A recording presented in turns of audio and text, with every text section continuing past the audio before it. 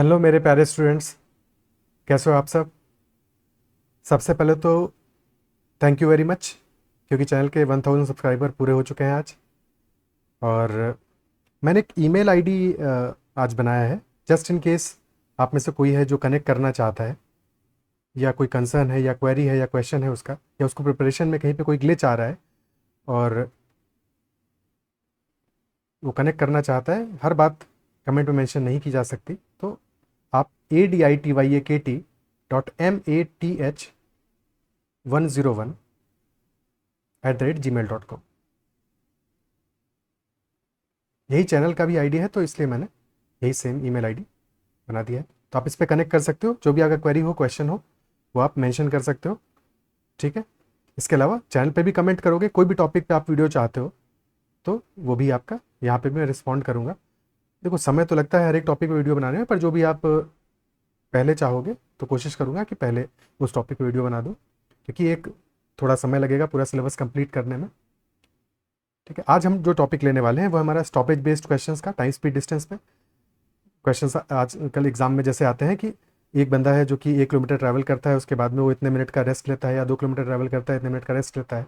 या फिर कोई ट्रेन है जो कि अगर बिना स्टॉपेज के चलती है तो उसकी एवरेज स्पीड इतनी होगी, और अगर वो स्टॉपेज ले रही है तो उसकी स्पीड इतनी निकल के आ रही है।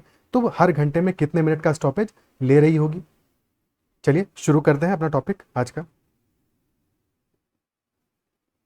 तो जब भी कभी ऐसे किसी क्वेश्चन की हम बात करेंगे, हमें पता है कि टाइम स्पीड डिस्टेंस में हमारा फॉर्मूला तो एक ही है, time into speed is equal to distance.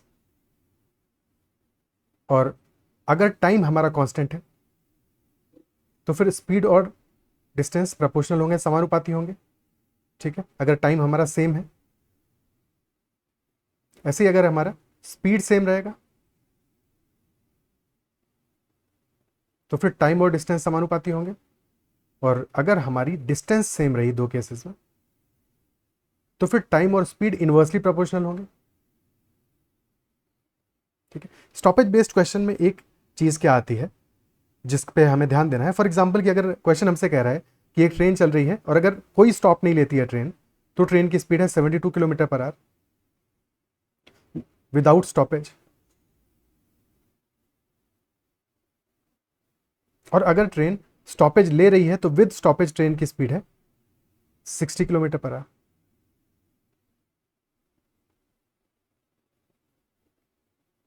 तो क्वेश्चन तो शायद आप सॉल्व कर ही लोगे, पर आपका एग्जैक्ट अप्रोच क्या होना चाहिए जिससे आप कम से कम समय में क्वेश्चन को सॉल्व कर पाओ।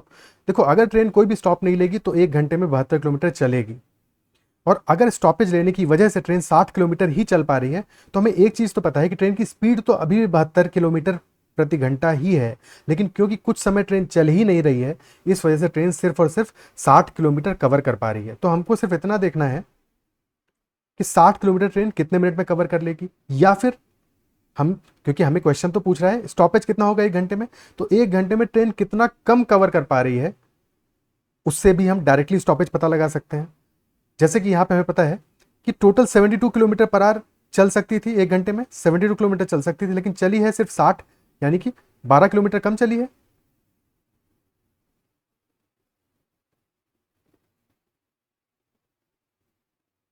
तो हमको सिर्फ इतना देखना है कि 12 किलोमीटर चलने में ट्रेन को कितना समय लगता, और क्योंकि स्पीड है 72, तो 12/72 यानी कि 1/6 आवर लगता, जो कि बराबर हुआ 10 मिनट के। यानी कि यही 10 मिनट हमारा पर आवर स्टॉपेज हो जाएगा। ठीक है।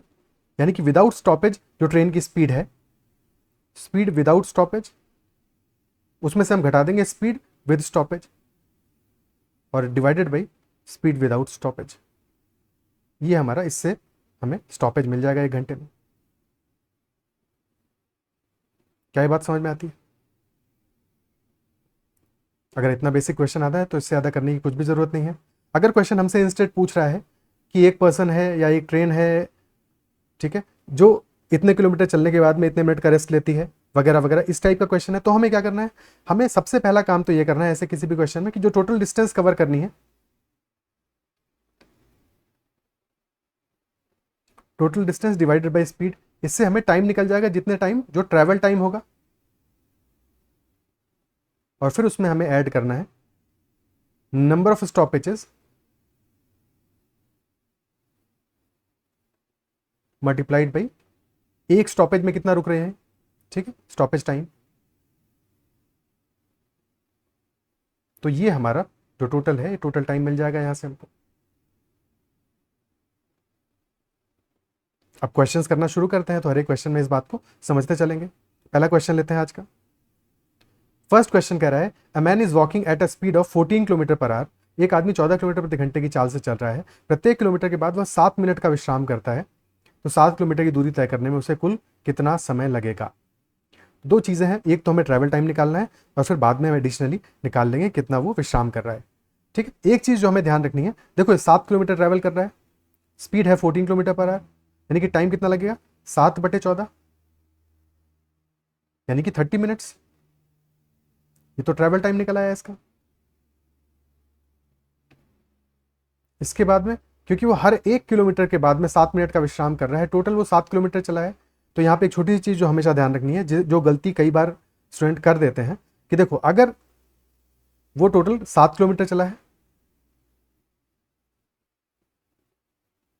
7, तो बीच में स्टॉपेज उसने सिर्फ और सिर्फ 6 बार लिया होगा, यानी कि जितने किलोमीटर वो चला है उससे एक कम, या जितने गैप्स होंगे उससे, मतलब जितना टोटल 7 टाइम्स अगर उसने ट्रैवलिंग किया है बीच के स्टॉपेज तो स्टॉपेज एक कम होंगे उससे।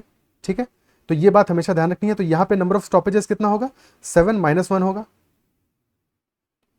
6 बार उसने रेस्ट किया होगा, 6 स्टॉपेज लिए होंगे, और एक स्टॉपेज में वो 7 मिनट विश्राम कर रहा है, यानी कि उसको टाइम लगेगा 30 मिनट्स प्लस 6 × 7, यानी कि 30 + 42, 72 मिनट्स।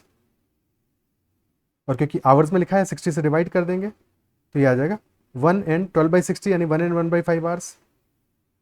ऑप्शन सी क्लियर है। ठीक है, अगला क्वेश्चन करते हैं।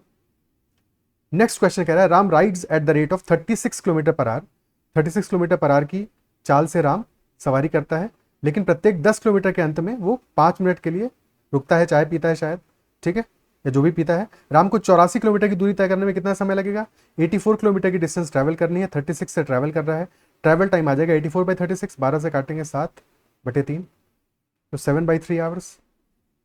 और इसके अलावा वो हर 10 किलोमीटर के बाद में 5 मिनट का ब्रेक ले रहा है। टोटल 84 किलोमीटर चला है, तो 10-10 किलोमीटर चला होगा 8 बार।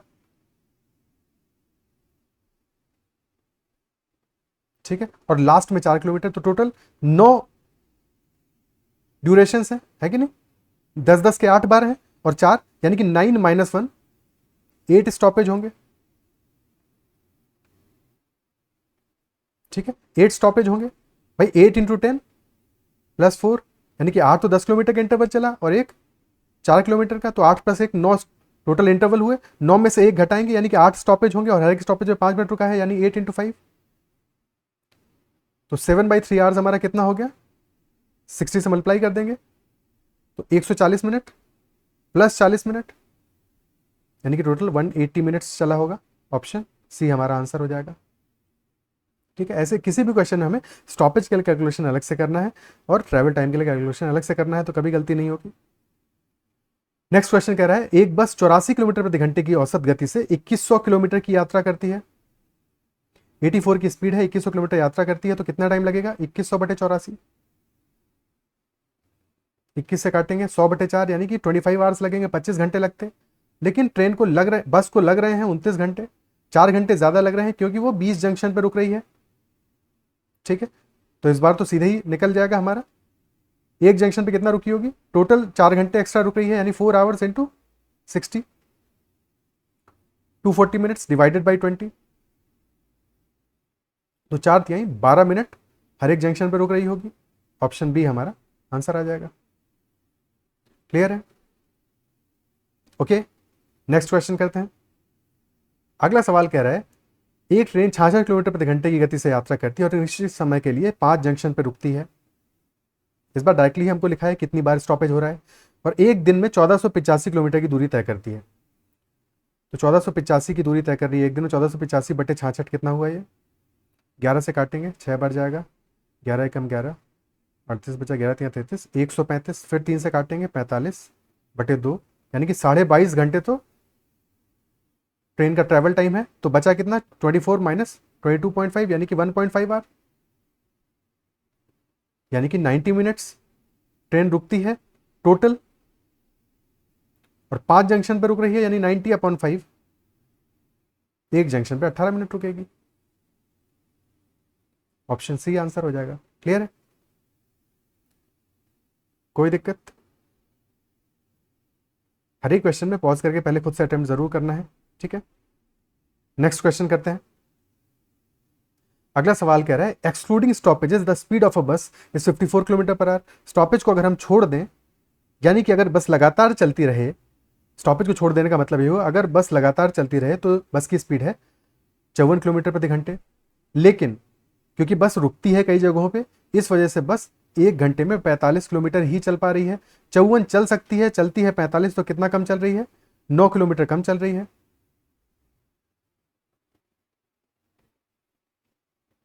ठीक है, 54 - 45, 9 किलोमीटर कम चल रही है। और बस यही, इसी से हमें स्टॉपेज मिल जाएगा। 9 किलोमीटर कम चल रही है, स्पीड है 54, 9/54 यानी कि 1/6 आवर, 1 घंटे में रुक रही है, यानी कि 10 मिनट।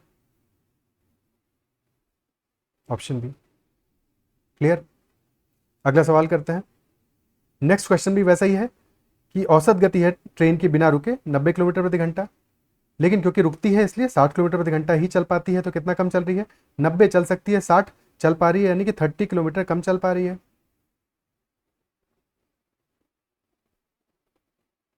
और स्पीड है 90, तो 30/90 स्टॉपेज होगा, यानी कि 1/3 आवर, यानी कि 20 minutes. Option C. Next question. अगला सवाल ये आप खुद से ही कर लोगे, अब तो इसमें कोई दिक्कत नहीं है, ठीक है। तो ये आप कमेंट में मेंशन कर देना कि कितना आएगा स्टॉपेज टाइम, ठीक है। इजी क्वेश्चन है।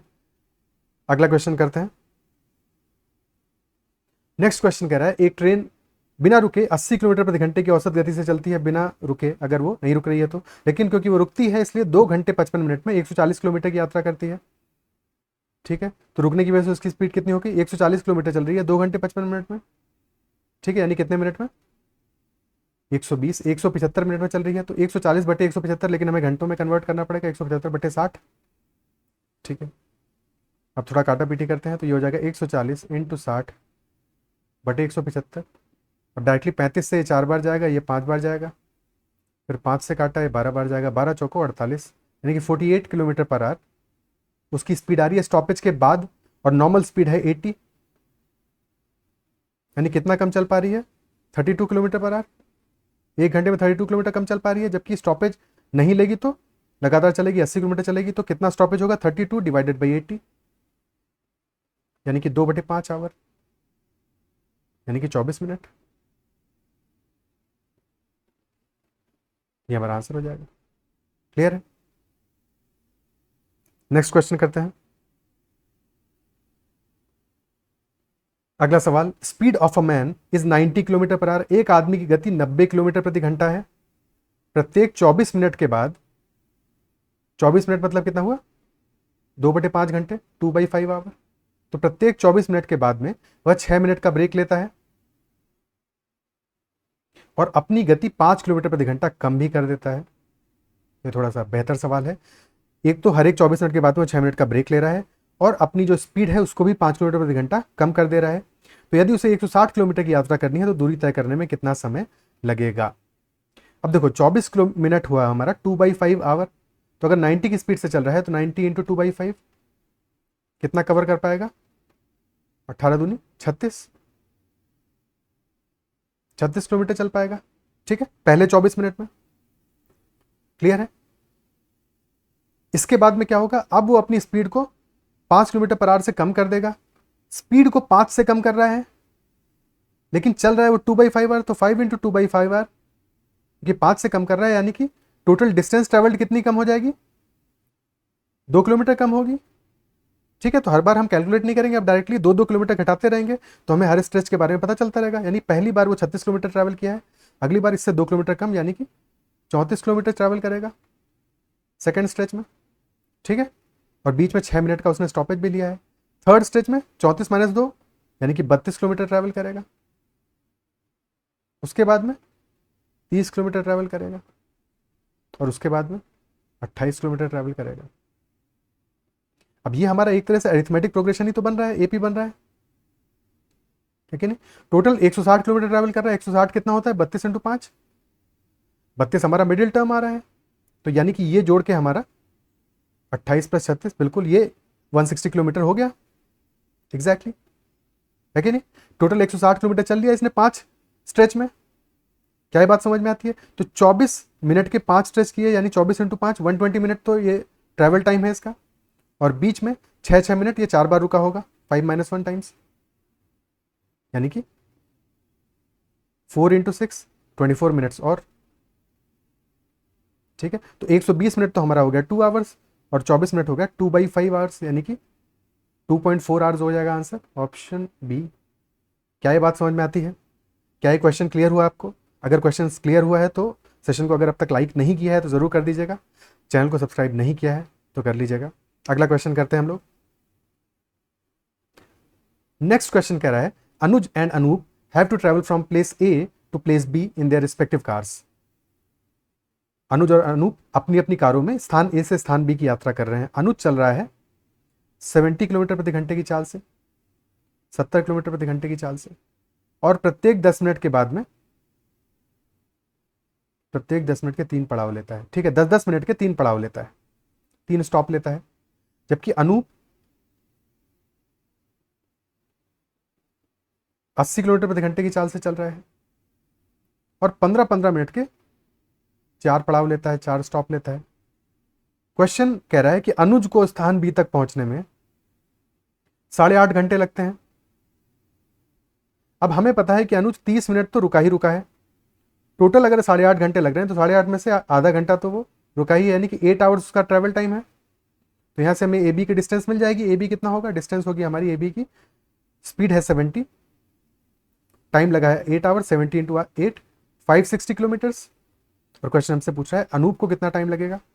तो अनूप की स्पीड 80 है, यानी कि अनूप को टाइम लगेगा 560 डिस्टेंस है divided by 80 plus 15 minute into 4 यानी कि 60 मिनट्स, यानी कि 1 आवर का और टाइम लगेगा उसको। तो 560/80 हुआ 8×7 = 7 आवर्स प्लस 1 आवर, यानी कि टोटल 8 आवर का टाइम लगेगा इसको। यही हमारा आंसर हो जाएगा। क्या ये बात क्लियर होती है, ठीक है। तो जो भी टाइप के क्वेश्चन टॉपिक पे बेस्ड आने वाले हैं, एग्जाम में आए हैं रिसेंट ईयर्स में या आ सकते हैं, वो हमने सारे के सारे टाइप डिस्कस कर लिए हैं। आई होप आपको सेशन पसंद आया होगा, ठीक है। सेशन में मज़ा आया होगा, आपको कॉन्सेप्ट क्लियर हुआ होगा, कहीं पे भी कोई डाउट नहीं रहा होगा।